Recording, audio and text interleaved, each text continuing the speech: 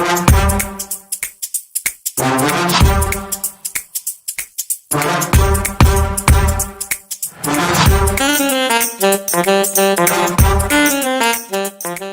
cerita hari ini? Jom kita tanya wartawan Bersih TV.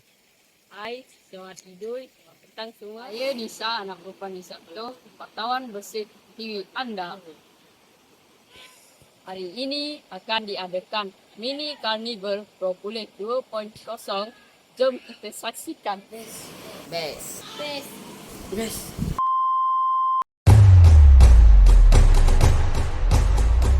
Keep it up and don't give up. We're the best, so let's not stop. We can make it to the top.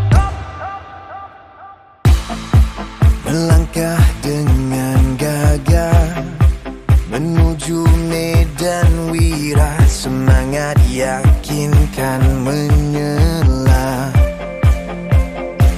Oh, bersama mencapai cita-cita, usaha dan berjaya demi nama Malaysia. Keep it up and don't give up. We're the best, so let's not stop. We can make it to the top.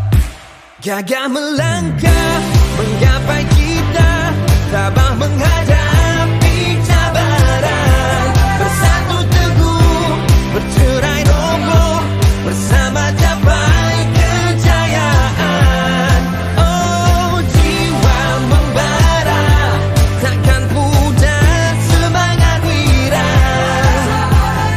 Genggam semangat juara, bersama mengharungi teguh berdiri.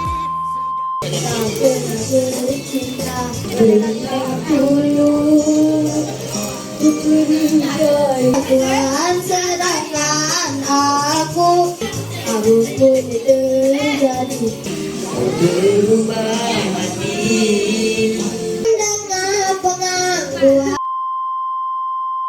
Siapakah pemenang stesen teka jumlah gula-gula?